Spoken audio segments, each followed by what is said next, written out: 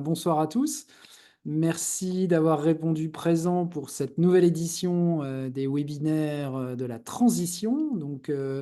Je rappelle qu'il s'agit là d'une série de webinaires que nous organisons autour des thématiques de la transition dans le cadre d'un mouvement qu'on a rejoint qui s'appelle Alumni for the Planet. On lit depuis un certain temps maintenant nos éditions au sujet de la revue Minerai que vous lisez tous avec grande attention, j'imagine. Et donc le dernier thème de Minerai était l'agroalimentaire, d'où la thématique de ce soir. Je vais d'abord me présenter, je vais faire une petite page de pub pour l'association, et puis après, je vous présenterai nos trois interlocuteurs d'aujourd'hui, la manière dont ça va se présenter. Donc, je rappelle que l'événement est enregistré, voilà, c'est une petite précision. Vous pourrez évidemment, ou d'autres personnes, le regarder après, mais c'est pour vous prévenir. Donc moi, je suis Alexander Picavet, je suis un diplômé de IMT Nord-Europe promo 95, donc ex-École des mines de Douai. Je suis secrétaire général des alumni donc qu'est-ce que l'association? L'association, ce sont des événements professionnels, des clubs professionnels. Je précise qu'on a lancé récemment le club Mine Plus Entrepreneur. Vous allez avoir des informations sur ce sujet. Ce sont des événements amicaux que vous connaissez tous, les Saintes-Barbes, les jubilés. Cette année sera le jubilé en 5, qui aura lieu au mois de mai, si je ne me trompe.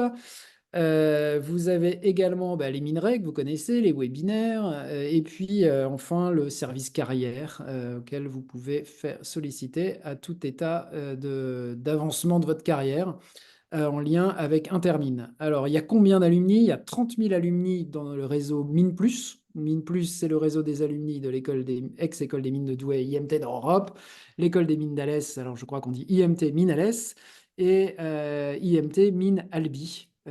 Et donc, je crois qu'un certain nombre de ces trois écoles représentants sont là ce soir. On a 117 ou 107, en tout cas plus de 100 inscriptions. On verra à combien on atterrit à la fin. Et donc, sans plus attendre, donc je vous présente le webinaire de ce soir. Donc, ce soir, le webinaire s'appelle La transition vers des systèmes alimentaires durables. Je prends mes notes pour ne pas me tromper. Et donc, on a la chance d'avoir trois speakers. Et donc, ce sera d'abord pour des sessions d'environ une dizaine, 10-15 minutes de présentation. Je vais vous présenter les trois, donc ça fera à peu près 40-45 minutes au total, et on se laissera une demi-heure pour les questions-réponses. Vous pourrez les poser directement à l'un ou l'autre, ou à tous. Donc d'abord, Johan Chambaud, promo 2012. Alors je vais prendre ma petite fiche. Il est chargé de programme et politique pour le Programme alimentaire mondial des Nations Unies. Il nous en dira plus. Et il va nous parler de la transition vers les systèmes alimentaires durables et surtout quels sont les rôles pour les ingénieurs. On aura l'occasion après d'échanger, Mehdi Mifta, donc promo 2016 IMT Nord-Europe, nous présentera la décarbonation de la mécanisation agricole. Et donc Mehdi est chargé de mission énergie à la, je ne sais pas le dire, FNCUMA, la FNUMA. Il le dira mieux que moi. Enfin, Stéphane Renoncourt, promo 96, voilà, un diplômé du siècle dernier comme moi, merci. Et donc Stéphane travaille chez Arla, donc un acteur de l'agroalimentaire au Danemark, et il est ancien directeur des solutions durables chez Danone. Et c'est lui qui clôturera sur la décarbonation de l'usine agroalimentaire. Voilà. Merci à eux de participer. Ils étaient également des rédacteurs, enfin en tout cas des auteurs d'articles pour le dernier Minerai. Donc merci. Et puis je vais passer sans plus attendre la parole donc à Johan qui va ouvrir le bal. Merci Johan.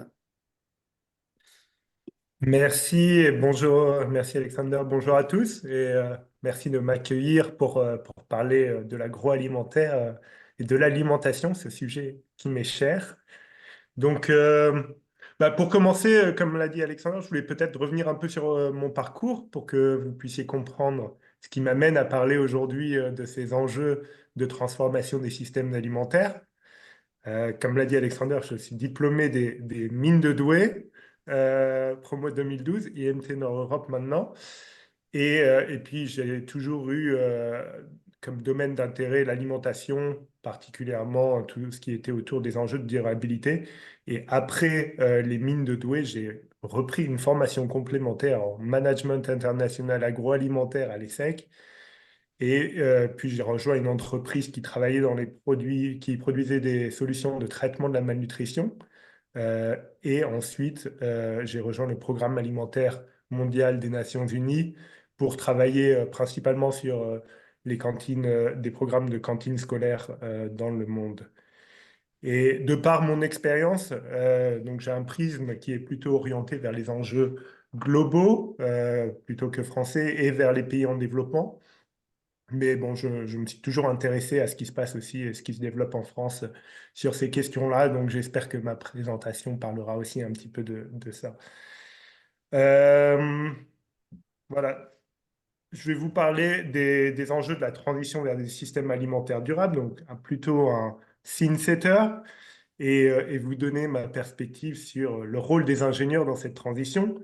Alors, je suis sûr que beaucoup d'entre vous sont davantage experts que moi sur bien nombre de domaines, donc n'hésitez pas aussi à réagir après pendant le Q&A. Et notamment, quand je vais parler du rôle des ingénieurs, j'offre mon point de vue qui est limité et tronqué, mais j'espère que cela va permettre des échanges à la fin et avec les autres intervenants. Voilà, donc, transition des systèmes alimentaires vers des systèmes alimentaires durables. De quoi parlons-nous et pourquoi en parlons-nous? Et pour commencer, je vais dire qu'il y a un constat qui a émergé depuis longtemps quand même déjà, mais qui est de plus en plus partagé et prédominant.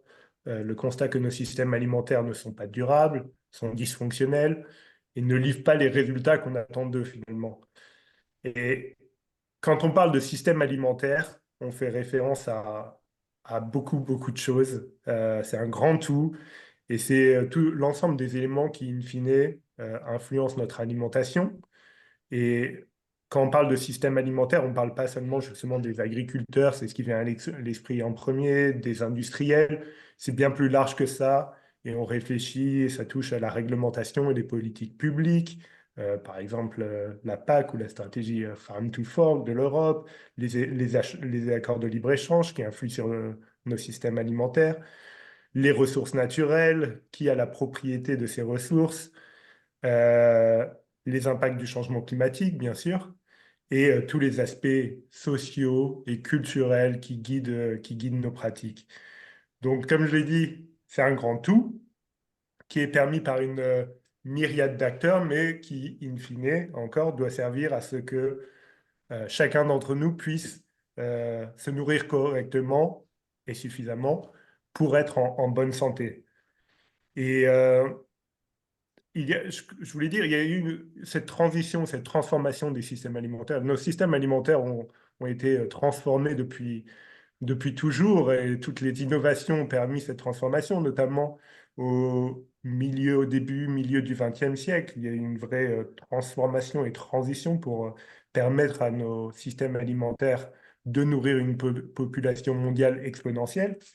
Et ils ont réussi en ce sens. Mais pourquoi je parle de défaillance?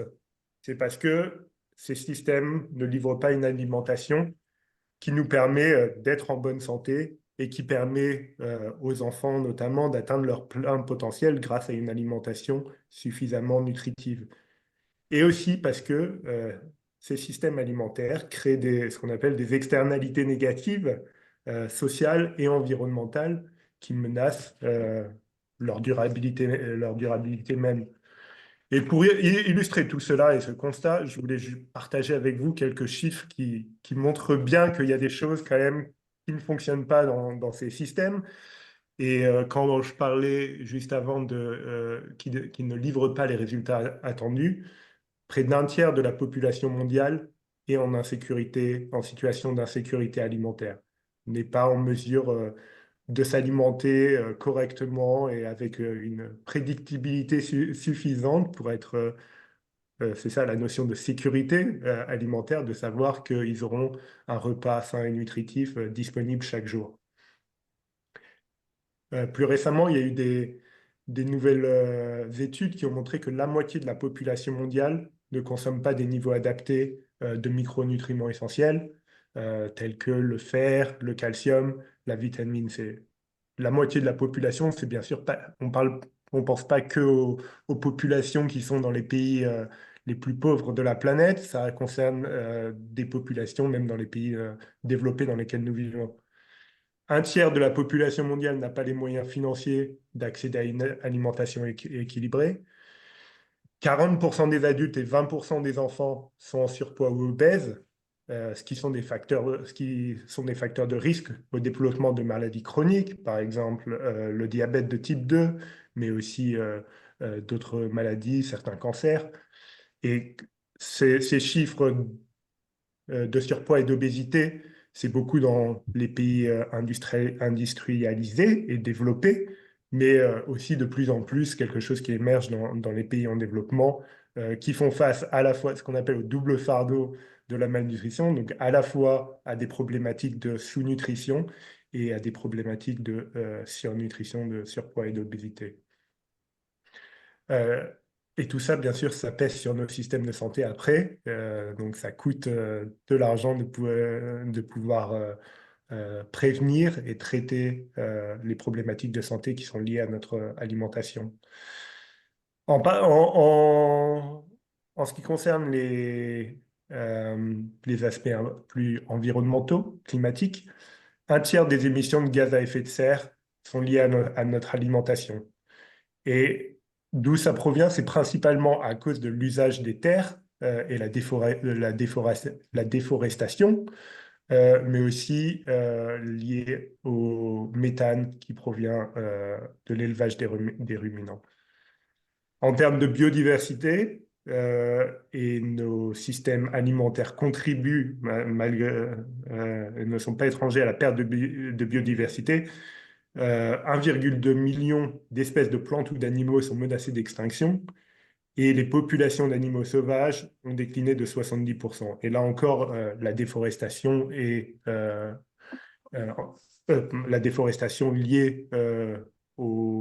à l'exploitation des terres agricoles est aussi responsable de ça en grande partie. Et puis tout ce qui est lié à l'usage de pesticides qui est aussi contribue à une perte de biodiversité. À cela, je souhaite aussi insister sur le fait qu'une grande partie de ceux qui produisent notre alimentation sont souvent dans des situations de vulnérabilité, vulnérabilité économique et aussi parfois exposés à des risques sanitaires.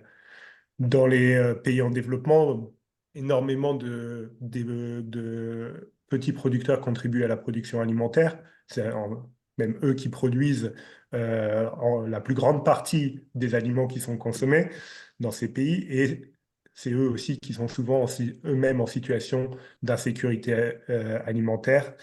Et dans notre pays, en France, on a vu aussi avec la récente crise des agriculteurs que les conditions de travail pour ceux qui produisent notre alimentation posent aussi certaines problématiques.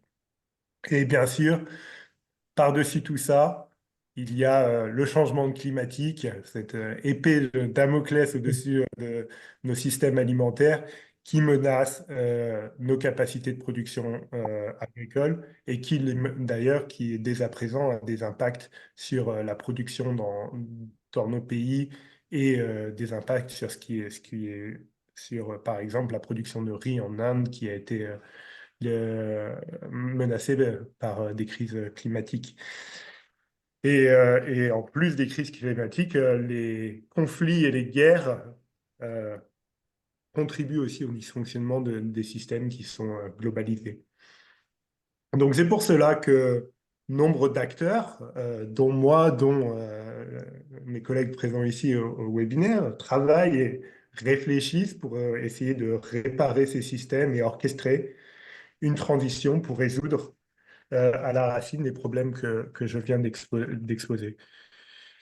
Et cela inclut de changer nos habitudes et nos pratiques alimentaires, nos modes de production et sources d'énergie et nos modèles sociaux. Et bien sûr, tout cela nécessite aussi de réunir les énergies et les bonnes volontés dont celle des ingénieurs et des ingénieurs des mines. Donc, voilà, voilà pour l'overview un peu. Et je voulais vous donner trois pistes qui, selon moi, sont essentielles pour la transformation de nos systèmes alimentaires. Et mes collègues pourront aussi apporter leur perspective ensuite. La première piste pour laquelle je pense que les ingénieurs ont un rôle à jouer, c'est pour contribuer à la transformation de la production agricole, sortir de la monoculture et de la production intensive, et notamment en développant, en aidant, en contribuant à développer des solutions intelligentes, de précision, à travers tout ce qui peut être lié à la robotisation, l'intelligence artificielle dans l'agriculture.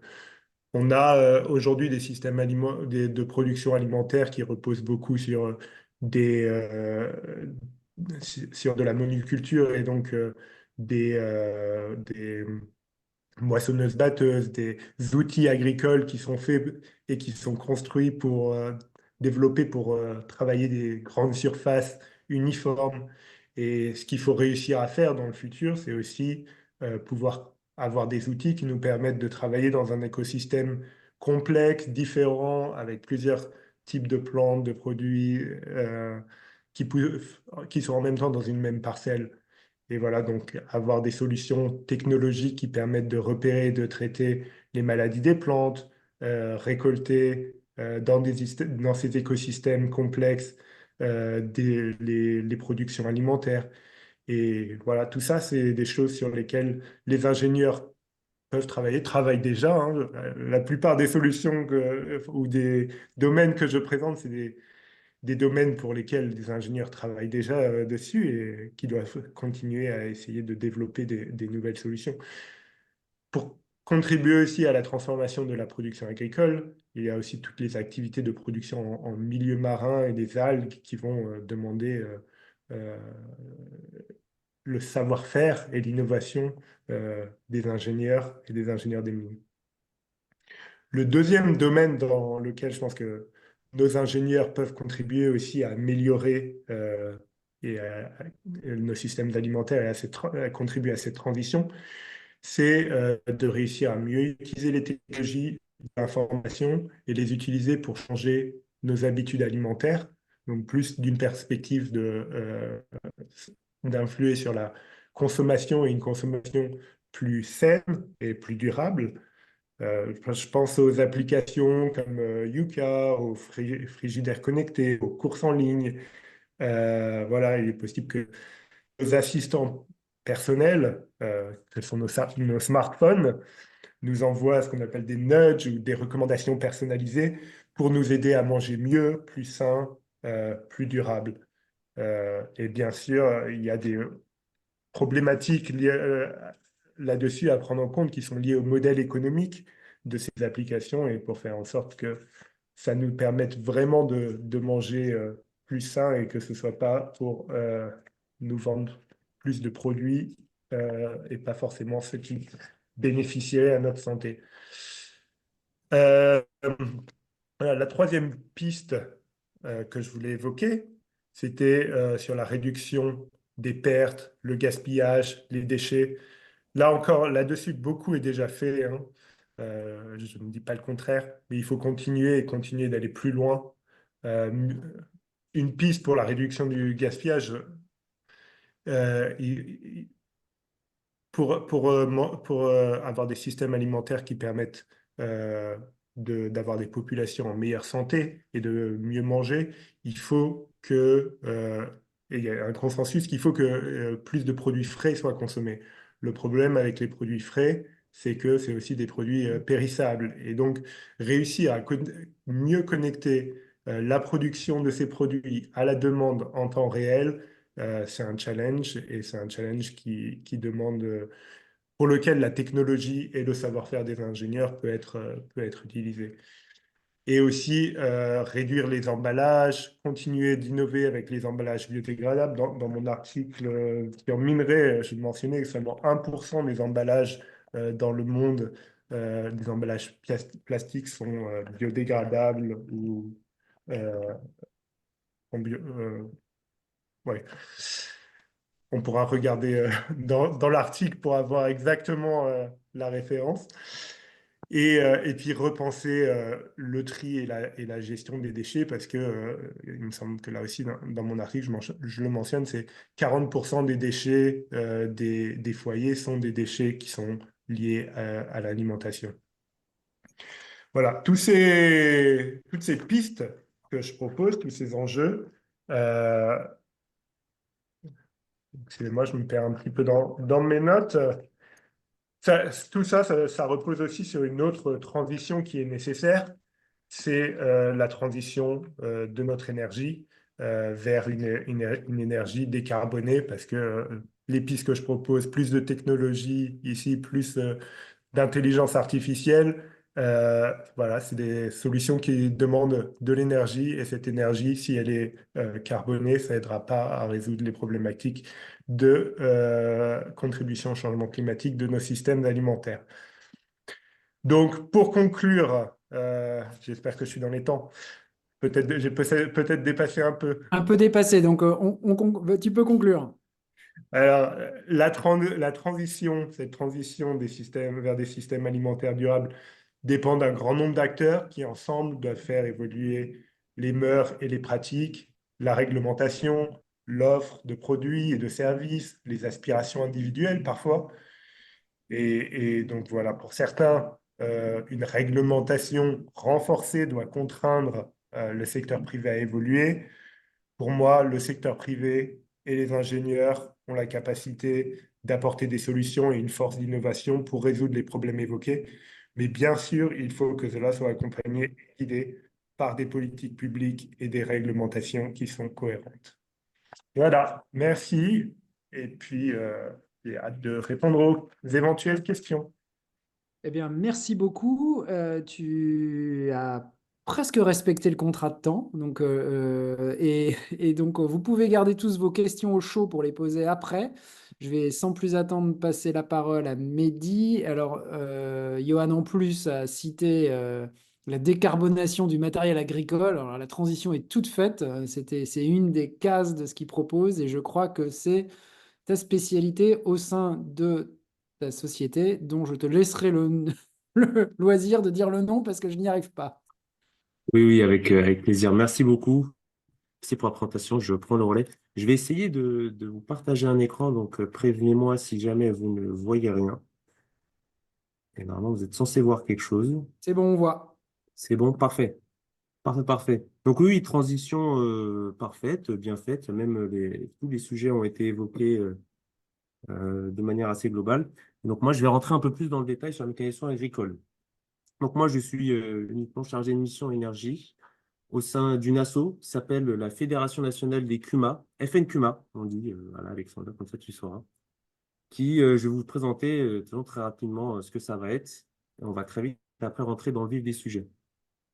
Parce que vous allez voir, on va découvrir un peu les CUMA, ce que c'est, parce que c'est connu dans le monde agricole, mais c'est très peu connu ailleurs, et même moi, je n'étais pas au courant, en toute franchise. On va regarder le réseau fédératif associé, on va avoir quelques chiffres clés concernant les CUMA et ce que ça représente en fait dans le monde agricole. Et ensuite, on va aller dans le bain, vraiment dans le vif du sujet sur les problématiques liées à la décarbonisation et pardon. Et pourquoi est-ce que je voulais vous parler des machines agricoles surtout.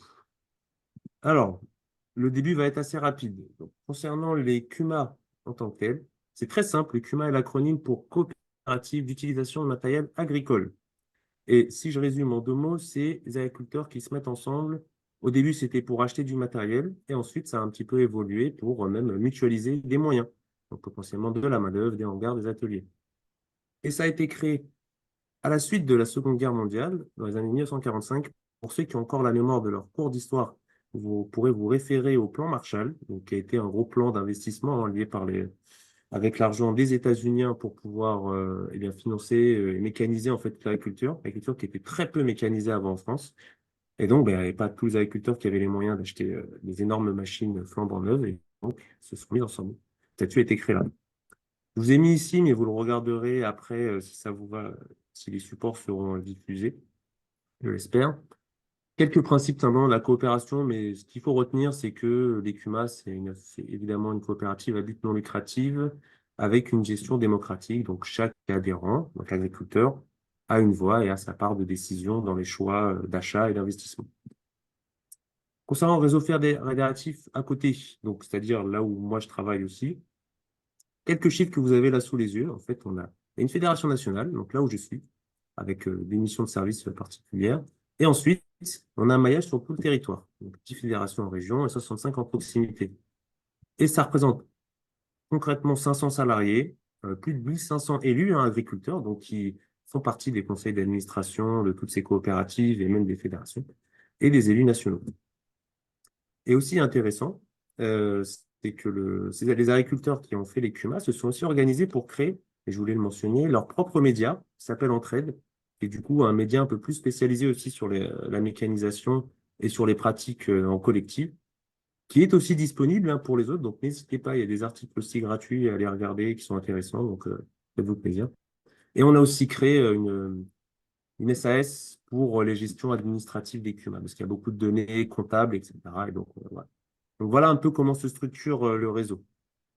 Et concernant les CUMA, ici vous avez tous les chiffres, les plus chiffres qui vont nous intéresser, hein, pour aujourd'hui, bien sûr. Il y a 10 000 CUMA en France qui représentent concrètement un agriculteur sur deux. Donc, dans le secteur agricole en France, un sur deux partage son matériel et donc font des activités en commun. Et en moyenne, vous avez 23 adhérents en CUMA. Et concernant le parc de matériel, vous l'avez en bas, il y a 255 000 matériels en fonctionnement. Je vous ai mis quelques détails, notamment surtout des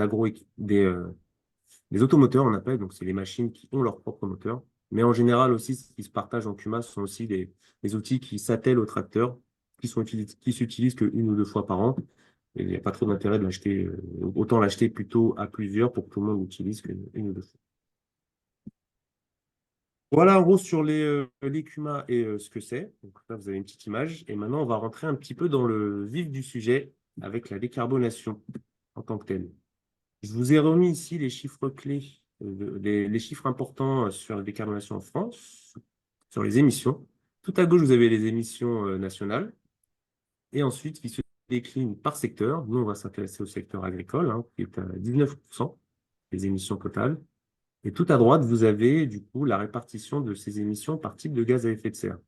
Donc, vous avez le plus gros morceau qui est évidemment lié au CH4, donc au méthane émis soit par la fermentation entérique ou soit par les effluents, et aussi le protoxyde d'azote. Donc là, c'est plutôt engrais azotés liés à leur utilisation, hein, notamment pour les céréales. Et tout en bas, ce qui nous intéresse, les machines, on n'est qu'à 13% des émissions de CO2. Donc vous allez me dire, ben, pourquoi est-ce qu'on s'attaque du coup à ce sujet-là, alors que plus de 80%, ça concerne plutôt, on va dire, l'élevage, la viande et les céréaliers. Alors, vous allez voir il y a un petit problème dans le secteur agricole. Souvenez-vous, plan Marshall au début et mécanisation du secteur. Et bien, en fait, le secteur agricole s'est beaucoup, beaucoup, beaucoup mécanisé et a beaucoup utilisé, ce qui fait qu'on a perdu énormément d'agriculteurs. Et donc, à l'heure actuelle, aujourd'hui, le secteur agricole est très, très, très dépendant de ces machines. Et donc, c'est pour ça qu'il faut regarder aussi, d'un point de vue énergétique, ce que c'est, pour s'en rendre compte. Je vais vous le montrer tout de suite. Pareil, ici, vous avez les chiffres nationaux de consommation d'énergie finale. Le secteur agricole ne représente que 3%. On va zoomer sur ce secteur-là. Et vous avez ici, donc voilà, ces 4,2 millions de tonnes équivalent pétrole, hein, vous pouvez retenir ça, c'est l'ordre de grandeur à retenir. Et vous avez ici la répartition en fonction du type d'énergie consommée. Et ce que vous allez voir, c'est assez clair, c'est assez net. En fait, les produits pétroliers représentent environ 70% de la consommation d'énergie du secteur agricole. Et si on rajoute le gaz naturel, qui est la petite bande grise au-dessus, on est à 75%. Donc les trois quarts des énergies du secteur agricole sont des énergies fossiles. Donc si on réfléchit au sujet de potentiel manque de ressources, etc., déjà on comprend qu'il va y avoir d'autres problèmes aussi à gérer. Et si on veut décarboner les habitudes, enfin pardon, la pratique agricole, elles ne peuvent se faire sans réfléchir au sujet énergétique et donc à la décarbonation vraiment des machines en tant que telles. Si on zoome dans le détail, on va aller un peu plus loin, vous l'avez ici par type d'usage. Et donc, très nettement, encore une fois, les tracteurs et les engins automoteurs représentent plus de la moitié de la consommation d'énergie dans le secteur agricole. c'est autour, la facture, elle est autour de 2,2 milliards hein, de consommation de gazole non routier pour le secteur. Et on rajoute bâtiments d'élevage et serres qui consomment pas mal de gaz et on a à plus des 3 quarts. Donc le sujet, vraiment premier, si on veut réfléchir à une bonne décarbonation et à un maintien de l'activité agricole, ça va être de réfléchir sur les automoteurs et donc les tracteurs, etc. Maintenant qu'on sait ça, quelles sont les solutions existantes? Déjà, un premier prisme, c'est la, me- la meilleure énergie, c'est celle qu'on ne consomme pas. Donc, essayons à pratique égale, essayons d'avoir les solutions les plus efficientes possibles, plus efficaces possibles. En fait, là, je vous ai mis ici quelques chiffres de pourcentage d'économie d'énergie. Il y a beaucoup de choses qui peuvent être faites sur un tracteur, hein. Une meilleure conduite, un outil adapté plutôt que d'acheter des gros outils avec un petit tracteur, etc. Voilà. Bon. La liste est assez. Enfin, il y a une liste, vous l'avez. Et pour vous donner un ordre de grandeur, c'est est capable d'économiser 1000 litres par an de gazole non routier, ce qui représenterait pas loin de peut-être 2000, voilà. Ouais, entre 1000 et 1500 euros par exploitation agricole. Dans un contexte où l'énergie coûte assez cher et c'est très compliqué de sécuriser les revenus agricoles, ce n'est pas négligeable. Ensuite, si on veut aller un peu plus loin, donc là, sur vraiment une substitution, utiliser les énergies alternatives. Alors, ce graphique-là, peut-être certains le connaissent, et tant mieux. Et si vous ne le connaissez pas, c'est un petit peu le graphique Bible pour réfléchir à comment est-ce qu'on fait pour décarboner, pour changer l'énergie, etc. Pour faire très simple, vous avez en haut, vous le repérez, le diesel, l'essence, le kérosène. Donc ça, c'est un peu nos énergies qu'on utilise qui sont top, parce que c'est très compact et léger. Et si on veut avoir les mêmes niveaux d'énergie, eh bien, en fait, vous allez voir que soit il va falloir avoir des sources d'énergie qui sont beaucoup moins compactes, donc ça va avoir des volumes très grands, ou, ouais, c'est ça, ou il va falloir aller chercher enfin, il va falloir avoir beaucoup plus de masse d'énergie. Dans le cas de l'hydrogène, par exemple, il est possible d'avoir la même quantité d'énergie que les sondes, il va falloir mettre beaucoup, beaucoup, beaucoup de kilos. Donc, c'est le facteur de l'ordre que j'avais calculé, c'était autour de 100. Hein. Donc, en gros, en termes d'autonomie, si on est sur 10 heures avec du GNR, on va aller sur autour de l'heure, voire même la demi-heure sur l'hydrogène, si on garde la même chose. Ou si on veut la même autonomie, eh bien là, il faut 3, 4, 5 tonnes d'hydrogène liquide, d'hydrogène gazeux, pardon, avec les stations. Donc voilà. Ça, c'est pour vous donner une idée de la difficulté qu'on a en première. Ensuite, autre difficulté, ce qui ne concerne pas les énergies, là, c'est ce qui concerne les usages. Donc là, ce tableau-là, je vous l'ai mis juste comme ça parce qu'en fait, c'est le tableau qui résume tout. Vous avez en fait chaque réflexion sur l'énergie va être en fonction de l'intensité de consommation, de la durée d'usage et de la proximité du point d'approvisionnement. Un exemple, les petites machines en cours de ferme, donc qui vont servir juste à alimenter, par exemple, les vaches en nourriture, etc. Ben, celles-là, elles sont utilisées souvent, mais de manière très courte. C'est sur place et c'est une consommation très faible. Donc ça va être assez simple à électrifier, par exemple, ou autre. Par contre, dès qu'on va aller sur des équipements forestiers, par exemple, qui sont au beau milieu de nulle part, qui travaillent peut-être 12 heures par journée, voire plus, avec des puissances extrêmement importantes, là, il n'y a quasiment aucune solution, si ce n'est juste passer au biocarburant. Si je le mets en exemple avec le cadre de l'électrification, là, vous avez un graphique qui va vous donner des infos. C'est exactement ce que je vous ai dit. Donc, les tracteurs les plus petits pourront être électrifiés. Les tracteurs les beaucoup plus puissants, ça va être beaucoup plus compliqué de passer avec l'électrique. Donc, il faudra penser potentiellement au biogaz si ce n'est pas des travaux très lourds, ou sinon passer au biocarburant. Les matériels de récolte, ça va être quasi impossible sans passer par le biocarburant. Matériel forestier, c'est pareil. Et plus on va vers des choses qui sont utilisées plus proches et moins souvent, plus on va pouvoir s'arranger à décarboner. Mais comme vous voyez là, la difficulté, elle devient beaucoup plus physique. Là, on rentre dans le dur il va falloir être capable de faire cette transition-là pour pouvoir ensuite décarboner les autres sujets. Donc voilà un petit peu je suis allé un petit peu vite, hein, donc n'hésitez pas à garder vos questions pour la suite. Mais en tout cas, c'était pour vous donner un premier panorama et un premier aperçu des difficultés qu'il y a dans le secteur agricole. Donc si je devais résumer très rapidement, si on ne s'attaque pas à la dépendance des énergies fossiles, le secteur agricole ne va pas réussir à survivre et la décarbonation va être très compliquée qui est faite avec. L'efficacité énergétique et les substitutions sont plutôt limitées à l'heure actuelle. Donc, il va falloir penser aux autres leviers. Les autres leviers qui sont intéressants, je vous ai dit, qu'on était à toutes choses égales par ailleurs, eh bien, changeons ça. Des changements de pratique, potentiellement labourer moins profondément, on appelle ça faire des semis directs, donc pouvoir planter alors que la plante d'avant est déjà présente. On va aussi aller chercher sur les changements d'habitude de consommation. Parce que, évidemment, les émissions du cheptel bovin peuvent être réduites par une façon, c'est évidemment consommer un petit peu moins de viande. Il y a aussi d'autres sujets dont je n'ai pas parlé, hein, c'est le sujet des énergies indirectes, parce que pareil, le secteur agricole est beaucoup par l'utilisation d'engrais, donc par sa production, hein, qui est faite par des gaz naturels. Donc là, pareil, on pourrait changer de pratique en utilisant beaucoup plus d'engrais organiques, qui permettrait de faire aussi une bonne réduction. Et bien entendu, tout ça se fait dans un prisme où on a une perte du nombre d'agriculteurs de plus en plus. On demande au secteur agricole de produire de la meilleure nourriture possible, avec le moins de pesticides, respecter la biodiversité, mais en même temps stocker du carbone. Donc, comme vous voyez, il y a énormément d'injonctions qui peuvent être des fois contradictoires demandées au secteur agricole, ce qui fait qu'une véritable planification est nécessaire, et on va dire de manière la plus rapidement possible. On essaie d'y travailler tous les jours avec les acteurs institutionnels. C'est pas gagné, mais on peut y arriver. Voilà. Merci à vous et à plus tard pour les questions. Merci Mehdi, merci d'avoir respecté le contrat de temps. Je vais passer la parole maintenant à Stéphane. Donc Stéphane qui travaille chez Arla au Danemark et puis qui nous dira un petit peu plus sur son parcours. Pour le dernier sujet qui est donc décarboner, la décarbonation ou décarboner l'usine agroalimentaire. Donc on redescend, on est dans la chaîne et donc dans la chaîne après le matériel agricole, il y a les usines. Donc merci Stéphane. Oui, bonjour à toutes et à tous et merci Alexander pour l'invitation. Comme tu viens de le dire, et je vais partager mon écran, c'est plus facile. Je retrouve, voilà. Excusez-moi, voilà. Voilà, est-ce que vous voyez, vous voyez quelque chose? Non?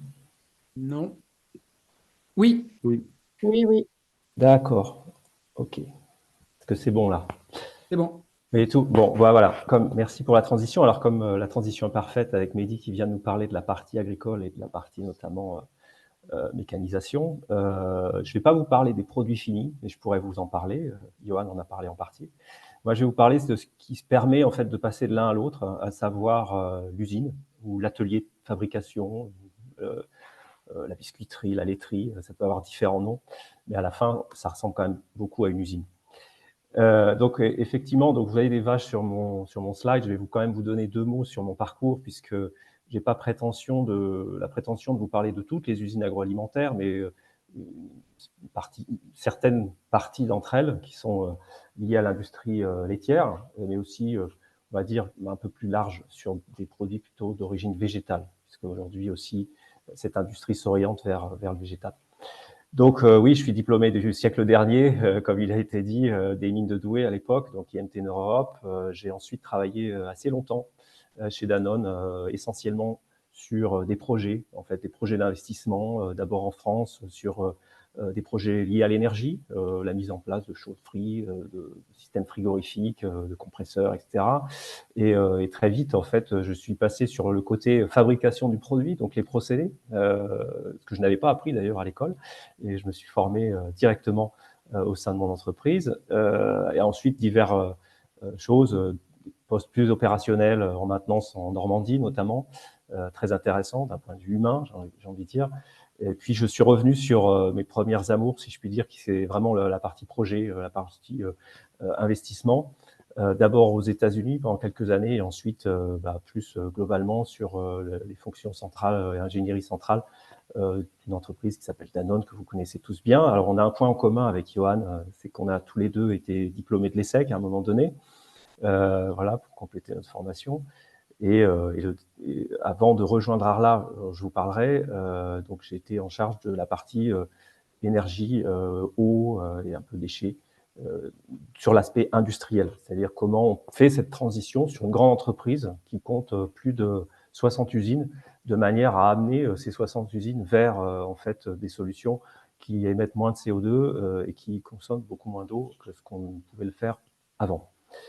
Donc moi aujourd'hui je travaille dans une entreprise qui s'appelle Arla, qui est une coopérative laitière. Donc on est 20 000 personnes dans cette coopérative. Donc ça veut dire qu'elle est coopérative, donc elle appartient en fait aux éleveurs de lait. Nous il y a à peu près 9 000 éleveurs qui voilà. Donc c'est pas connu en France. Vous avez sans doute pas entendu parler d'Arla en France, mais c'est très connu, on va dire, sur tout le nord de l'Europe, qui va de l'Angleterre jusqu'en Finlande. Et c'est une entreprise également qui exporte beaucoup à l'international. Vous avez sans doute consommé des produits Arla quand vous allez manger une pizza quelque part, chez Pizza Hut ou Domino, par exemple. Alors, avant d'aller sur le sujet proprement dit, alors je vois pas le chat, donc dites-moi, je voulais vous poser 2 questions au préalable. Selon vous, en fait, quel est le prérequis pour toute entreprise agroalimentaire? Et la deuxième question, alors c'est sans doute petit indice en rapport avec la présentation d'aujourd'hui, quel sujet stratégique détermine l'avenir des entreprises alimentaires? Donc, un mot pour le premier, un mot pour le deuxième. Selon vous, quel est le prérequis et quel est le sujet stratégique? Bon, alors, moi, je me lance parce que je vais dire sécurité alimentaire pour le premier. Oui, Et puis le deuxième, évidemment, le sujet du jour, transition. très bien. Bah, parfait. Exactement. En fait, alors moi, sécurité alimentaire, on l'entend aussi sous l'angle, alors pas comme le disait Johan, sous l'angle malnutrition ou accès à la nourriture, mais plutôt sur le fait que voilà, on doit garantir en tant qu'industriel de l'agroalimentaire la qualité des aliments qu'on met sur le marché. Si on fait pas ça, je vous ai mis quelques extraits d'articles de presse. Voilà ce qui se passe voilà. Et voilà ce qui se passe aussi à votre réputation et aussi à la pérennité potentiellement de votre entreprise. Donc c'est un prérequis. J'en parle juste 3 secondes, juste pour vous dire voilà, il y a des solutions. C'est très connu dans le milieu. C'est la base de notre travail, j'ai envie de dire, au quotidien. On va toujours revenir là-dessus. Voilà. En tant qu'industriel, si on veut s'assurer qu'en fait on met des produits conformes sur le marché, on va mettre en place des solutions pour bien nettoyer, parce qu'avant de produire, encore faut-il qu'on produise bien. C'est un peu comme quand on fait la cuisine. Il faut que nos casseroles soient propres. On va désinfecter, on va éliminer les bactéries potentiellement pathogènes qu'on trouve dans les produits qu'on reçoit en fait, à l'usine. Hein. Quand vous recevez alors du lait, beaucoup moins, parce que le lait est de très bonne qualité en France, mais sur certains pays, vous pouvez avoir des risques pathogènes, donc il faut pasteuriser, des choses comme ça. Vous pouvez avoir des corps étrangers. Et puis, ce qu'on veut, c'est limiter la croissance des micro-organismes, puisque c'est des produits qui sont vivants. On ne vend pas des produits stériles, hein, on ne met pas des produits stériles sur le marché, surtout quand on vend du produit fermenté.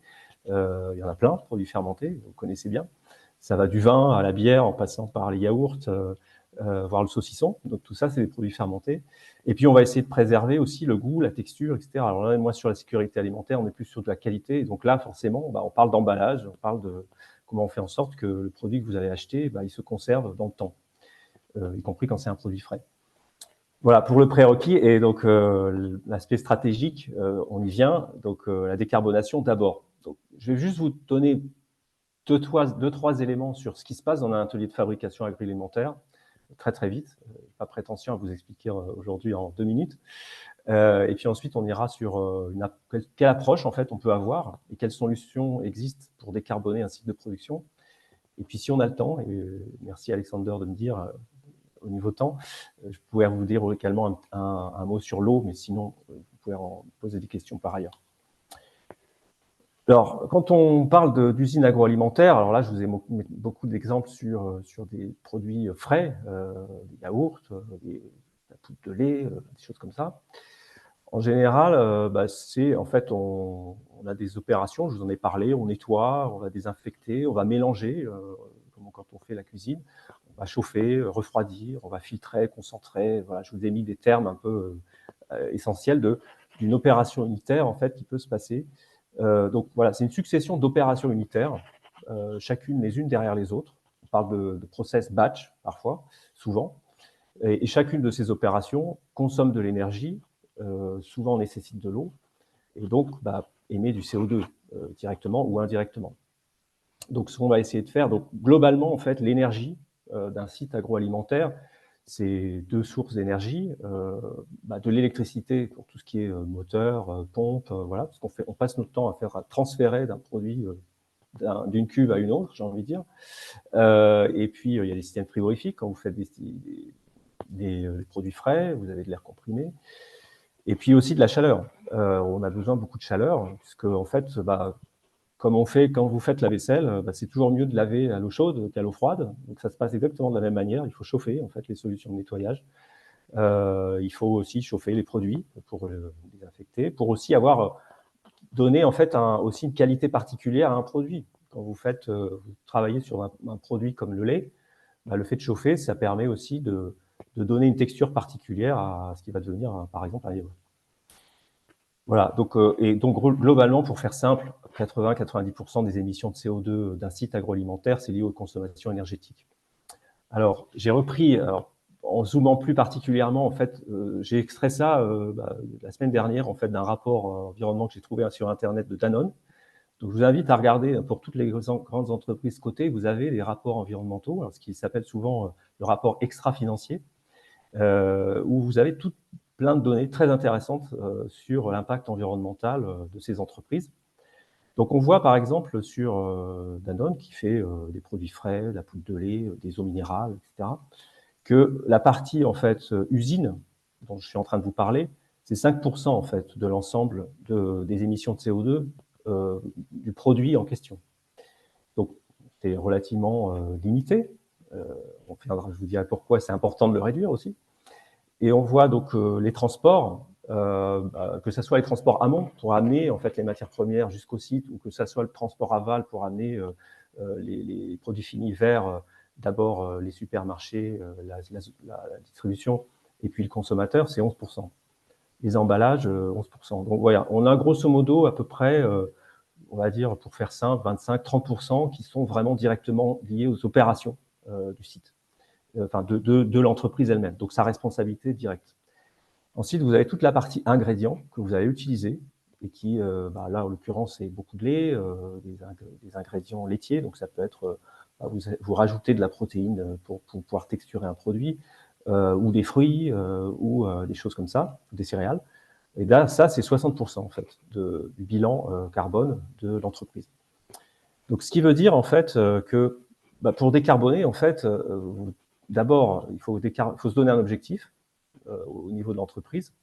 Donc, en l'occurrence, l'objectif, c'est mieux qu'il soit en rapport avec la trajectoire de l'accord de Paris. Donc, vous pouvez regarder toutes les grandes entreprises, CAC 40, même à l'international, souvent se calent sur cet objectif d'éviter que le réchauffement climatique dépasse les 1,5, même si ça paraît très, très difficile maintenant de pouvoir l'atteindre. Mais en tout cas, ces entreprises-là se sont fixées ça, ce qui signifie très mathématiquement qu'entre 2015 et 2030, il faut que vous réduisiez de 5% en fait, en absolu, vos émissions. Donc 5%, ça paraît, c'est un chiffre assez abstrait. C'est très facile à faire les premières années. Moi, pour avoir contribué à ces projets-là, les premières années, puisque partez de loin quand même. Vous faites du moins 10, du moins 7, du moins 6, et puis plus vous avancez, plus ça devient compliqué. Et faire 5% quand vous en avez déjà fait 10, ça devient extrêmement difficile. Et c'est là où l'innovation est intéressante. Mais il faut commencer par le plus simple. Et surtout, il faut pouvoir mesurer, en fait, comme c'est le cas, mais là, c'est un bilan global qui est une photo à l'année. Il faut pouvoir mesurer, en fait, votre bilan carbone par activité, comme c'est sur le schéma. Mais c'est encore mieux de le mesurer par produit, parce que vous pouvez faire un produit, par exemple, qui est très faiblement émetteur et un produit qui va être très fortement émetteur. Donc après, vous pouvez aussi jouer sur vos mix produits, sur qu'est-ce que vous allez produire ou qu'est-ce que vous souhaitez vendre aussi au niveau de votre entreprise. Et puis surtout, mesurer, ça permet d'agir et de mesurer les progrès et de communiquer. Tout ça, après, je ne vais pas rentrer dans le détail, mais vous avez des organismes qui permettent de qualifier, de vérifier que ce que vous racontez, c'est correct et c'est pas juste vous qui inventez les chiffres. Alors, juste un mot rapide sur l'usine agroalimentaire. Pourquoi il faut la décarboner? J'ai trouvé 4 bonnes raisons, il y en a sans doute plus. La première raison, c'est une raison stratégique. On l'a vu récemment, une entreprise, c'est aussi une entreprise qui a besoin d'être rentable. C'est un moyen en fait de ne pas subir en fait les variabilités des coûts de l'énergie, puisque l'énergie en fait passe son temps soit à augmenter, soit à baisser, etc. Mais si vous voulez éviter ça, il faut que vous travaillez à la décarbonation. C'est aussi un moyen surtout quand je dis stratégique, Si vous ne le faites pas, en fait, vous êtes un peu le vilain petit canard, en fait. Donc, votre réputation peut devenir un peu problématique. Vous pouvez avoir du bad buzz, hein, très clair. La responsabilité, oui, c'est bien de dire qu'il faut décarboner la partie agricole, mais quand vous êtes transformateur, commencez par vos propres activités. C'est ce qu'il y a de plus simple. C'est là où vous avez la main. C'est là où vous pouvez prendre des décisions. C'est là où vous pouvez investir. Donc, voilà. Et c'est une question aussi de leadership, dans le sens où il faut pouvoir donner du sens, en fait, à tout ça, et entraîner donc votre organisation interne, fixer un cap, fixer des objectifs, et puis s'y tenir aussi. Et ça, c'est très motivant, j'ai envie de dire, pour les équipes à la fois internes, mais c'est aussi une source d'attractivité vis-à-vis de l'extérieur, vis-à-vis de jeunes ingénieurs des écoles des mines, par exemple, voilà, puisque si vous voulez être entouré en fait des meilleures personnes, des plus compétentes, qui vont vous apporter leurs compétences pour faire ce voyage de décarbonation, de transition, il faut que vous puissiez attirer les talents en fait dans vos organisations. Donc, c'est important, en fait, de montrer l'exemple et d'avancer et d'être parfois leader sur ces sujets. Alors, Mais tu es très rentable ou vite, pas? pardon. Donc, comment on fait quels sont les leviers principaux? Alors, le premier levier, quand vous approchez, alors que ce soit un site ou plusieurs sites, c'est d'abord la sobriété. C'est-à-dire, c'est souvent des actions qui sont des actions managériales. On va parler de réduction de pertes, on va parler de changement de comportement, d'amélioration en continu, voilà, ces choses-là, la fameuse route d'éming avec les PDCA. Donc, parce qu'en fait, tout simplement, tous les industriels, vous avez des pertes qui sont physiques, sur lesquelles vous pouvez parfois pas réduire, parce que quand vous avez du lait dans un tuyau et que pour finir votre production, vous le poussez avec de l'eau, vous avez un mélange entre du lait et de l'eau. Donc, qu'est-ce que vous faites avec ça? Alors, vous pouvez le récupérer, vous pouvez le valoriser, etc. Mais vous avez une perte technique qui, parfois, peut approcher les 0,5, 1% de votre production. Alors, ça dépend évidemment, si vous êtes sur des très longues séries, vous avez relativement moins de pertes que si vous changez sans arrêt vos formats et vous faites des petites séries. Voilà, donc là, on est vraiment sur de l'action managériale, sur de la mesure, sur fixer quels sont mes indicateurs, pouvoir mesurer une variabilité et puis pouvoir sans arrêt piloter tous les jours pour être à la cible. Ça ne nécessite pas beaucoup d'investissement. Et avec ça, alors je parle par expérience sur les usines sur lesquelles j'ai travaillé, vous pouvez gagner facilement 10-15% de consommation d'énergie. Ensuite, et en même temps, souvent, on a des actions sur l'efficacité énergétique. Alors, vous êtes ingénieur, vous savez tous à quoi ça veut dire, ce que ça veut dire. Donc là, on est plutôt sur des actions technologiques. On va faire en sorte d'utiliser des machines qui consomment, pour le même service rendu, consomment moins d'énergie. Alors, je ne vais pas vous citer, il y en a des centaines de types de bonnes pratiques. Et même au niveau européen, vous avez un document qui s'appelle le BREF, voilà, qui en comporte 400. Ceux que ça intéresse. Alors, c'est très bien fait parce que dans chaque industrie, vous avez un bref qui existe. Donc, les industriels contribuent aussi à écrire ces guides-là. Et une fois que vous avez fait ça, en fait, il faut, comme l'avait dit, comme ça a été dit précédemment, vous avez réduit votre base de consommation et vous consommez toujours de l'électricité et du gaz.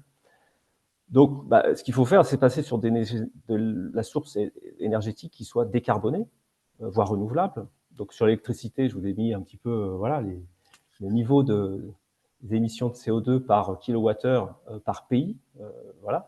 Donc, en fonction de là où vous êtes, ça peut changer, évidemment. Donc, mais ça ne veut pas dire que si vous êtes dans un pays comme la Pologne, où l'énergie est très fortement carbonée, puisqu'il brûle du charbon pour faire de l'électricité, vous ne pouvez pas décarboner. Vous avez des mécanismes qui s'appellent des PPA. Vous pouvez très bien encourager, financer la mise en place de systèmes de production décarbonée en vous alimentant. Alors, c'est plutôt contractuel puisque l'électron, il ne va pas arriver chez vous, mais vous dites, voilà, je lie en fait la production d'énergie renouvelable à la consommation de mon site. Donc, c'est un sujet plutôt pour les services achats qui y travaillent ardemment. Et puis, vous avez des sujets plutôt technologiques, surtout sur la chaleur, puisqu'on consomme beaucoup de chaleur, renouvelable, où là, on va parler d'électrification, comme ça a été dit précédemment. Donc, la pompe à chaleur, alors ça dépend où on est, ça dépend des écarts de prix, c'est quand même le vrai système pour pouvoir électrifier, en fait, avoir de la chaleur, en fait, à condition que vous ayez de l'électricité renouvelable pour avoir de la chaleur décarbonée. Je pourrais vous en dire beaucoup plus, je vais avancer. Maintenant, en fait, ce qui est important, ce dont je n'ai pas parlé, c'est tout ça, c'est vous avez une usine qui est en l'état. Et vous ne changez rien, en fait, structurellement, quand vous avez fait tout ça. Maintenant, la question, c'est comment je fais en sorte de produire des produits finis qui, par conception, consomment moins d'énergie ou émettent moins de CO2. Et là, donc, on passe sur des sujets plutôt R&D, recherche-développement, marketing aussi, puisque les deux sont liés. Alors, je vous ai mis un petit peu, c'est au même titre qu'existent aujourd'hui des indicateurs sur la qualité nutritionnelle, le Nutri-Score, hein, qui est une invention française et qui est maintenant dans 7 pays européens, qui donne une indication sur, par exemple, si le niveau de graisse, de sel ou de sucre que vous pouvez trouver dans un produit, donc la partie nutritionnelle du produit. Il y a des réflexions, même plus que des réflexions, il y a des sujets aujourd'hui sur avoir le même type d'indicateur pour le consommateur, pour l'informer sur l'empreinte carbone. Pour être A sur l'empreinte carbone, qu'est-ce qu'il faut faire? Alors, en tant qu'entreprise, vous pouvez, je l'ai dit, jouer sur votre mix et le volume de vos produits. Mais c'est aussi jouer sur vos ingrédients. On l'a vu tout à l'heure. Alors, je vous ai mis un tableau là qui vous indique un petit peu les émissions de CO2 par kilo de produit. Donc, vous voyez que le bœuf, viande, bon, c'est très émetteur. Le chocolat aussi, on n'en parle pas souvent. Le café, etc., etc. Puis tout en bas, vous avez le lait, etc. Et les légumes. Donc, si par exemple vous avez une entreprise qui produit beaucoup de produits laitiers, mais qui aussi produit du produit végétal, c'est un moyen d'orienter en fait votre production sur des produits qui sont beaucoup plus décarbonés. Alors, ça ne veut pas dire que les consommateurs vont vous les acheter. Ça dépend, voilà. Vous pouvez très bien mettre sur le marché, encore faut-il qu'ils soient vendus. Donc, c'est pour ça que j'ai indiqué que oui, il faut effectivement que les départements recherche et développement soient briefés en fait sur des objectifs de réduction de CO2, parce que c'est pas leur métier principal de réduire le carbone. Leur objectif, c'est de faire de la recette et puis de voir ce que en fait le consommateur souhaite manger pour ensuite travailler à ces recettes. Donc voilà, ils ont des briefs nutritionnels. Donc maintenant, ils ont des briefs également autour de la partie environnementale et j'en ai pas parlé, mais biodiversité. Ça veut dire qu'il faut former aussi ces équipes-là, R&D. Il faut, si ce n'est pas le cas, il faut qu'ils aient un référent pour pouvoir calculer en fait l'impact carbone du produit qu'ils sont en train de développer, qui deviendront le produit de demain que vous allez trouver sur votre rayon de supermarché. Vous pouvez jouer sur vos emballages, bien sûr, on va parler, on va passer du plastique à des plastiques recyclables, des cartons, etc. Alors, il faut toujours se méfier des grands effets d'annonce, il faut regarder les chiffres, hein, toujours. Un plastique très fin, très bien optimisé, parfois, et beaucoup moins émetteur de CO2 qu'un carton très gros et mal dimensionné. Donc, il faut vraiment, je vous invite, vous êtes ingénieur, à regarder les faits, les données, les datas, pour vraiment vous faire une idée et avoir une approche critique en fait, de ces sujets. Et puis, bien sûr, travailler sur les procédés de fabrication pour trouver un moyen de fabriquer en consommant moins d'énergie. Voilà, je pense que j'ai un bon temps limite. Donc, je ne sais pas si je peux vous parler rapidement. On est au bout, tu peux conclure. Voilà, je vais conclure. Je vous parlerai d'eau si vous avez des questions, mais c'est aussi un grand sujet. Voilà.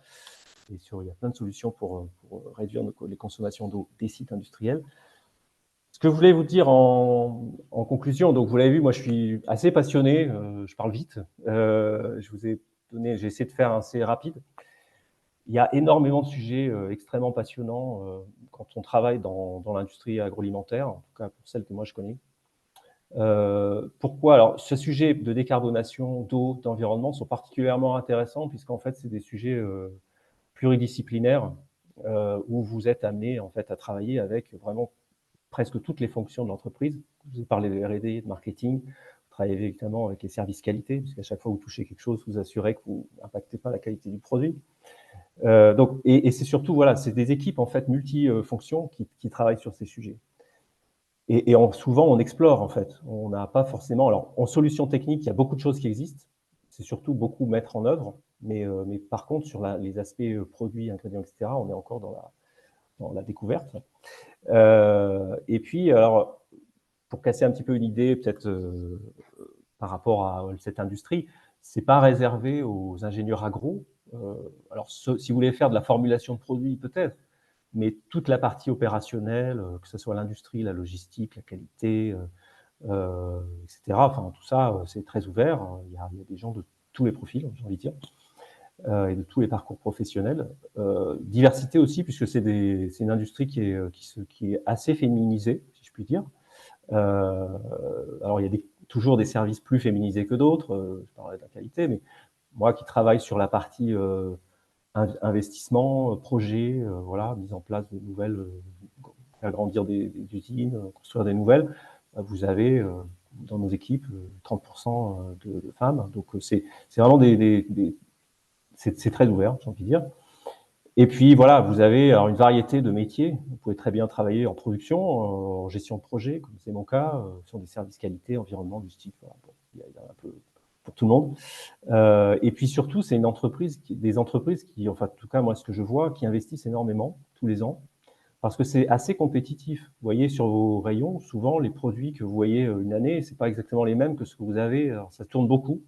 Il y a beaucoup d'innovation, donc ça veut dire changer pas mal de machines, souvent dans les usines, faire beaucoup de projets, en fait, refaire, défaire, refaire, etc.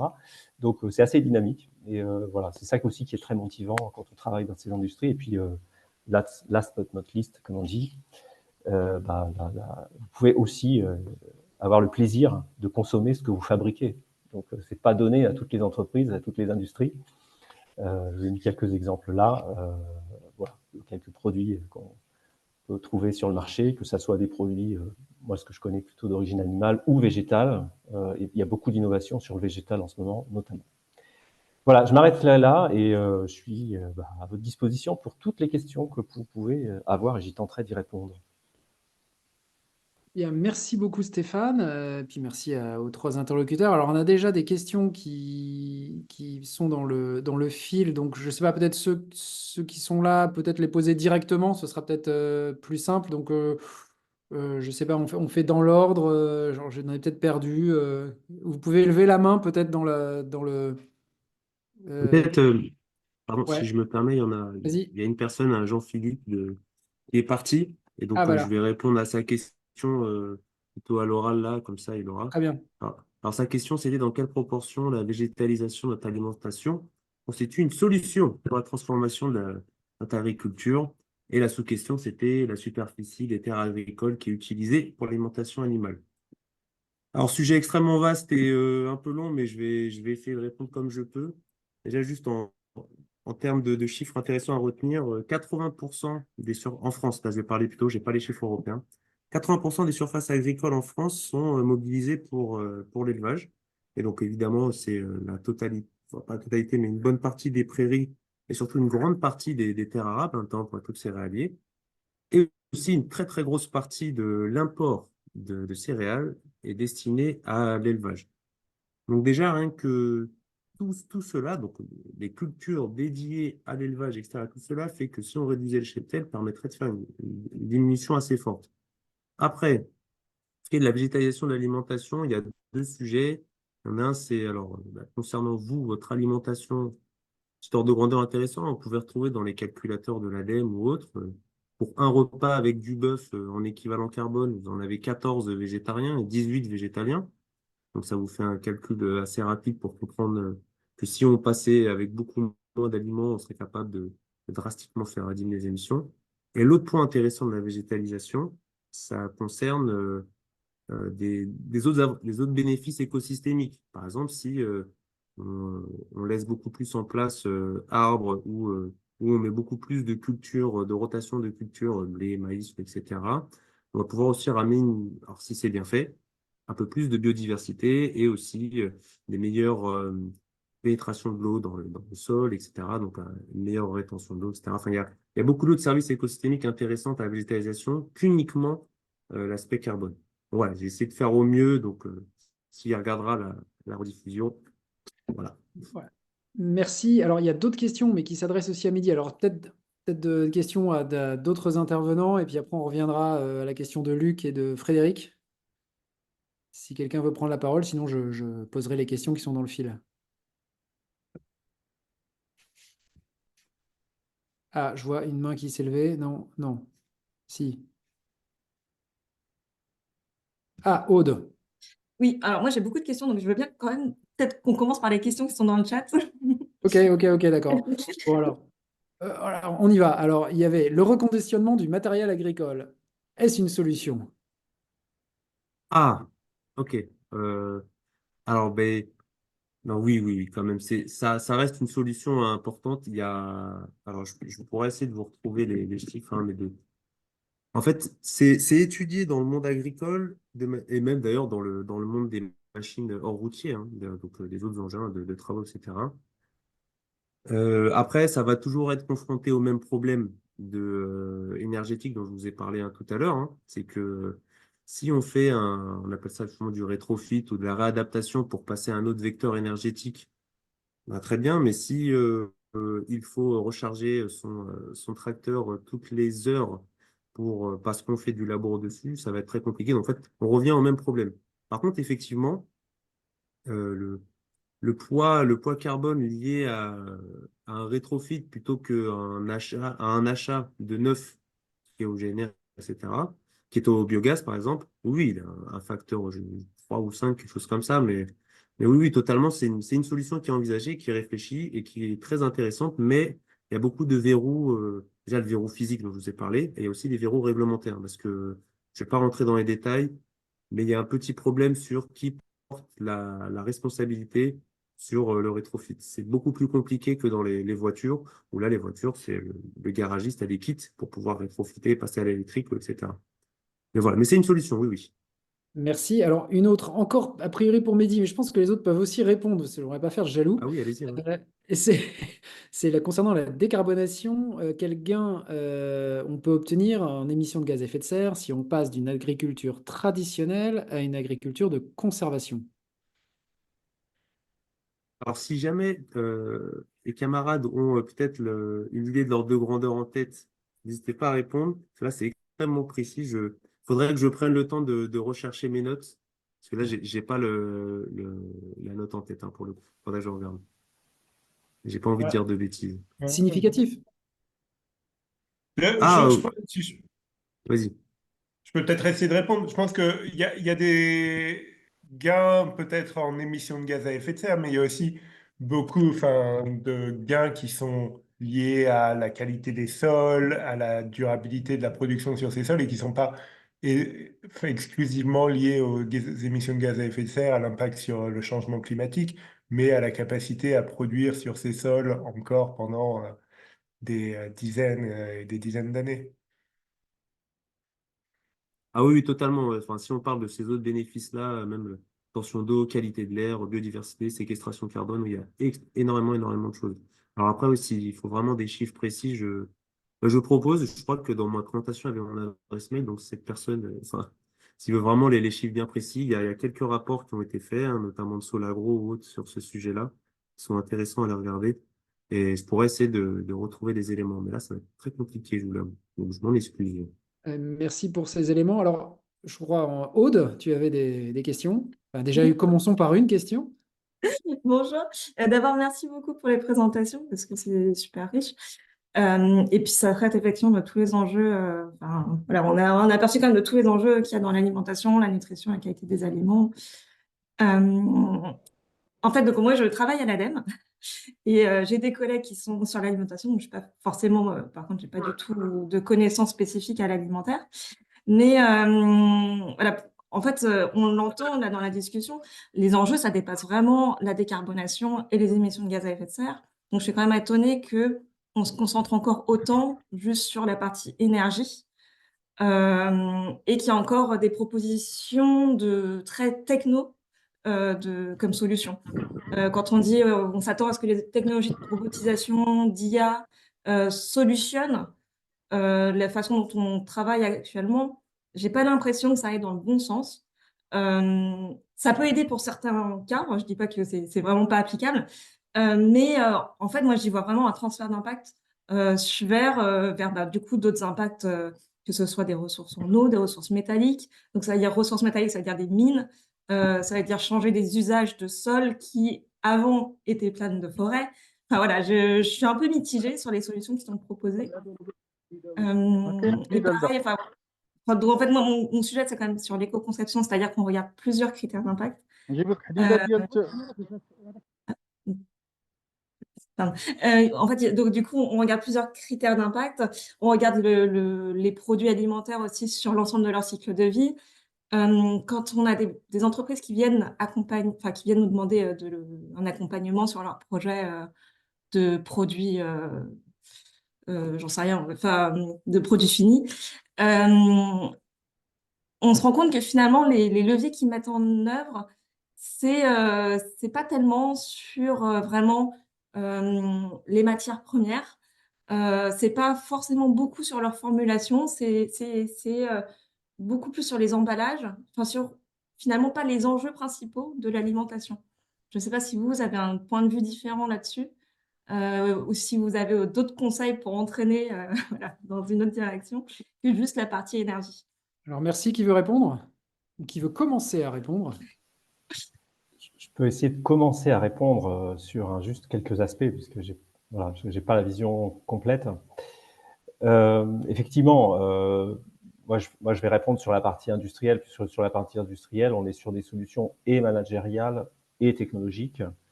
Donc, effectivement, on est essentiellement sur des questions de décarbonation, de consommation d'eau, de réduction de pertes, de déchets. Enfin, on est vraiment sur des sujets d'efficacité et de décarbonation. Ça, c'est vraiment sur la partie purement industrielle.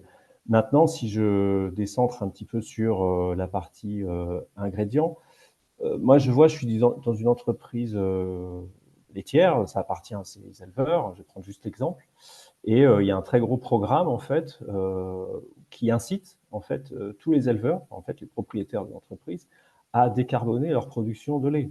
Donc, à passer, en fait, et à les inciter financièrement et à les accompagner. Alors, le budget est conséquent, hein, puisqu'on parle de 500 millions d'euros hein, qui sont à distribuer pour rémunérer davantage, pour inciter en fait l'éleveur à, alors parfois changer l'alimentation. Alors, je suis pas expert en vaches, etc. hein, donc je vais vous dire sans doute des grosses bêtises, mais par exemple, si vous donnez du lin à une vache, elle va émettre moins de CO2, et puis en plus, vous aurez de l'oméga 3, de l'oméga 6 dans le lait, donc c'est aussi des aspects nutritionnels.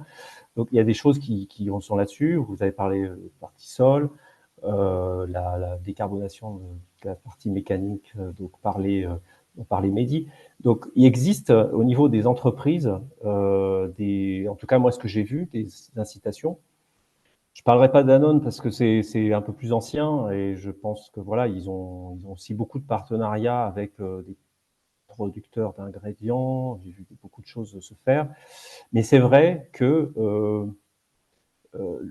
pour certaines entreprises, alors pas celles où je travaille, par là, mais ils sont très focalisés, moi je vois, sur des emballages. Simplement parce qu'en fait, le consommateur, l'opinion est focalisée là-dessus. C'est-à-dire que tout le monde a une espèce a vu la tortue qui avait avalé du plastique. Et donc, tout le monde travaille là-dessus pour dire comment on peut faire pour éviter ça, quoi. Pour pas avoir un problème de réputation. Même si au final, et tu as raison, Aude, c'est pas l'enjeu majeur sur la partie, en tout cas, décarbonation. Sur les ingrédients, c'est beaucoup plus fondamental. Mais c'est pas médiatique et c'est pas visible. Donc, et des entreprises commerciales, elles ont plutôt tendance à faire des choses qu'elles peuvent communiquer, voire qu'elles peuvent aussi intégrer dans les valeurs d'une marque. Voilà, ce que véhicule en fait l'image d'une marque. Donc, quand vous arrivez en tant qu'industriel, vous êtes vraiment pas connecté toujours au marketing. Quand vous arrivez à faire des actions qui peuvent être connectées à une marque, c'est-à-dire en fait à ce qui va générer du revenu pour l'entreprise, là c'est là où vous pouvez avoir des leviers d'action beaucoup plus importants pour faire en fait des choses. Par exemple, moi j'ai eu l'occasion en fait de travailler sur des projets de replanter des haies en Normandie. Voilà, parce qu'en fait une marque souhaitait montrer qu'elle était ancrée sur son territoire normand, qu'elle y faisait quelque chose, qu'elle n'était pas juste l'entreprise toute seule, mais qu'elle était interconnectée avec son écosystème. Donc il y a des choses qui se font, mais elles sont soit souvent locales ou parfois un peu biaisées par le côté commercial, si je puis dire. Je peux compléter aussi quelques éléments. Alors pour le coup, là, hein, vu que c'était un peu le thème hein, de la décarbonation, c'est pour ça que la présentation et l'angle du coup de toutes les interventions étaient autour de la décarbonation. Je suis quasi certain hein, que tous les ceux qui ont pu parler aujourd'hui, sont conscients que ce n'est pas uniquement le seul angle qu'il faut traiter et qu'il faut ne pas tomber dans le piège du technosolutionnisme. Moi, en particulier, dans la présentation que j'ai faite, j'ai justement voulu montrer, ça s'est peut-être pas senti, mais que le technosolutionnisme se heurtait à des contraintes physiques derrière et qu'il fallait absolument justement traiter le problème de manière beaucoup plus systémique. Et donc, du coup, de faire appel à tous les autres leviers. Non seulement mieux utiliser, non seulement substituer si c'était possible, mais surtout, et ça va être ça le levier le plus gros, les changer de pratique. Donc comme a dit Stéphane, hein, pouvoir pousser à la replantation de haies ou à une meilleure végétalisation qui vont en plus apporter d'autres services écosystémiques importants. Derrière, je me suis perdu, mais pareil, voilà, les problèmes liés à la gestion de l'eau aussi qui sont pris ou de biodiversité. Enfin, c'est en gros pour, même si la présentation effectivement est tournée dans ce sens-là, alors je ne veux pas dire que tous les acteurs sont conscients que le technosolutionnisme n'est pas un problème, notamment les acteurs institutionnels.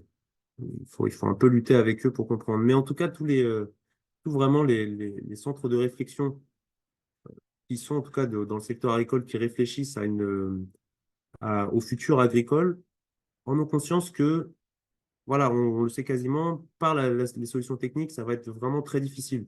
Et au niveau des coopératives, parce que pareil, moi je suis plus avec les coopératives françaises, mais c'est vraiment le même sujet.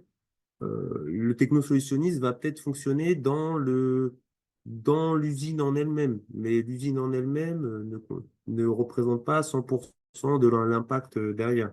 Et donc, obligé de réfléchir de manière plus structurelle. C'est pour ça que vraiment le mot de planification est extrêmement, je trouve, important et à vraiment apprendre à bras le corps, quoi. Merci Mehdi d'avoir vraiment ouais, d'insister sur la planification. Enfin, c'est tout à fait, je suis tout à fait d'accord. En lien avec ça, je mets dans le chat, j'ai mis un lien d'un de mes collègues justement du service alimentation avec en fait qui explique un peu l'empreinte carbone et l'empreinte eau de nos aliments courants. Et, et donc, alors, ça m'amène à plusieurs choses. Au niveau planification, enfin, c'est aussi un peu ce que je vois, moi, la fracture qu'il y a entre l'industrie agroalimentaire et les acteurs qui sont en amont, donc vraiment l'agriculture. Je ne sais pas si il y a des réflexions qui sont prises justement dans les industries agroalimentaires au niveau plus stratégique, en se disant bon, bah, comment on va faire pour aider aussi l'amont à changer de pratique. Parce que finalement, les grandes entreprises sont quand même des donneurs d'ordre et c'est eux qui ont la main, qui ont peut-être aussi plus les moyens pour aider à changer les pratiques, en plus des consommateurs, bien sûr. Et voilà, enfin, je ne sais pas comment c'était chez Danone, s'il y a ça qui commence à être inclus aussi dans leur stratégie RSE. Enfin, effectivement, c'est dur pour une entreprise de réduire de plus en plus son empreinte carbone, mais plus elle met de temps, plus elle participe au changement climatique. Et donc, au bout d'un moment, elle va devoir s'adapter aussi à ce changement climatique qui va coûter tout aussi cher. Donc, est-ce que ça fait déjà partie des questions qui sont prises en compte dans les industries agroalimentaires ou enfin, voilà, où est-ce qu'on en est là-dedans? Alors, une réponse, alors je pense, je sais pas, Stéphane était peut-être avec Danone, c'est peut-être Stéphane, ou autre. Et après, on prendra encore peut-être une dernière question, et après, je ferai une conclusion, puisqu'on arrive au terme de ce webinaire. Merci. Alors oui, je ne vais pas parler au nom de Danone, puisque je n'étais pas en charge de ces questions directement à l'école. Mais ce que je sais, c'est que il y a eu un patron chez Danone qui était extrêmement convaincu de ce qui vient d'être dit, en fait. C'est-à-dire que ça, c'est pas juste tout seul qu'on va pouvoir faire cette transition, c'est s'associer avec nos partenaires, nos fournisseurs, nos éleveurs, enfin, tous ceux qui contribuent en fait à créer l'activité autour de l'alimentation qu'on produit. Maintenant, une fois que j'ai dit ça, concrètement, moi, je vous ai cité Arla parce que je sais très bien ce qu'ils font. Ils incitent, en fait, on est dans une entreprise coopérative, c'est-à-dire que le revenu en fait du propriétaire de l'entreprise, de l'éleveur, il va venir en fait du lait qu'il nous vend. Donc le fait de lui vendre, de lui acheter plus cher son lait parce que en fait il a des pratiques environnementales beaucoup plus respectueuses de l'environnement, c'est ça l'incitation aujourd'hui. Aujourd'hui, on est surtout sur de l'incitation et financière, sur de la formation, sur du partenariat, sur des aides en fait, parce que souvent, alors je parlais de choses que je maîtrise pas, mais on est plutôt isolé en fait quand on est producteur, éleveur, etc. On a du mal en fait à échanger avec ses pairs sur les bonnes pratiques, etc. Et c'est vrai que l'entreprise peut avoir ce rôle en fait de plateforme pour partager en fait ces bonnes pratiques. Voilà, voilà ce que je peux dire en quelques mots là-dessus. Mais tout à fait d'accord sur le fait que les grands acteurs de l'agroalimentaire ont cette responsabilité en fait de travailler avec et d'associer et d'inciter. C'est un peu dans le sens où je disais tout à l'heure d'être leader sur ça, c'est-à-dire qu'il faut entraîner tout le monde, y compris nous, notre patron nous disait on peut pas être leader dans un désert, quoi. C'est-à-dire que l'entreprise, elle est ancrée dans un écosystème et il faut effectivement faire en sorte que ces écosystèmes soient vivants, se développent et aillent dans une direction qui est la direction qui va permettre à l'entreprise d'être pérenne. Et aujourd'hui, ces sujets environnementaux, c'est exactement ça. Je pense, enfin, je même suis convaincu, moi je vois les discours qu'il y a au sein de ces entreprises, les gens disent aujourd'hui, si on ne fait rien, c'est un risque majeur en fait pour nos entreprises, puisqu'il y a aussi des systèmes de l'ISSB par exemple, qui est en train de mettre en place en fait des mesures officielles, un peu comme on fait la comptabilité aujourd'hui, on compte l'argent correctement, et si vous ne comptez pas correctement, vous pouvez avoir des conséquences très néfastes pour l'entreprise. Il y a des choses qui sont en train de se mettre en place sur les aspects, ce qu'on appelle l'extra-financier, pour indiquer en fait aux financiers si oui ou non cette entreprise, ça vaut le coup de continuer à investir dedans ou pas. Est-ce qu'elle va être pérenne ou pas à terme, ou à long terme ou pas? Parce que les financiers, alors, par quelques-uns, souvent même les grands fonds de pension, vous prenez Danone, hein, vous regardez l'actionnariat de Danone, c'est quand même beaucoup de fonds de pension américains. Eux, c'est pas des aventuriers. Hein. Ce qu'ils veulent, c'est que voilà, ça soit stable, que ça soit sécurisé, que ce qu'ils investissent, les retraités puissent le toucher à la fin. Donc, eux, ils regardent quand même sur du long terme ce qui va se passer dans l'entreprise. Donc, ils regardent tout ça et vous avez des agences, etc., enfin, au niveau financier, qui regardent ça de très près. Voilà ce que je pouvais dire là-dessus. Et Merci. Euh, je pense qu'on arrive au terme. Là, je me fais le gardien du temple pour respecter le timing, les contrats de temps et les espaces de questions. Merci à tout le monde, à tous les participants. Merci également à nos trois intervenants. Et on a pu avoir toute cette chaîne de valeur. Alors, on a essayé de ne pas faire que du technosolutionnisme, il y avait du systémique aussi. Je crois que le replay va être disponible. Oui, on me dit voilà, bien prochainement. Si vous voulez recevoir en papier les exemplaires de minerai, il suffit de cotiser. Et ça vous donnera accès à plein d'autres choses merveilleuses que je vous ai dit en introduction. Et puis, eh bien, plus pour de nouvelles aventures au sein des alumni. Et bonne soirée à tous et à bientôt. Merci, bonne soirée. Bonne merci soirée. beaucoup. Merci, au revoir. Au revoir. Bonne soirée. Au revoir.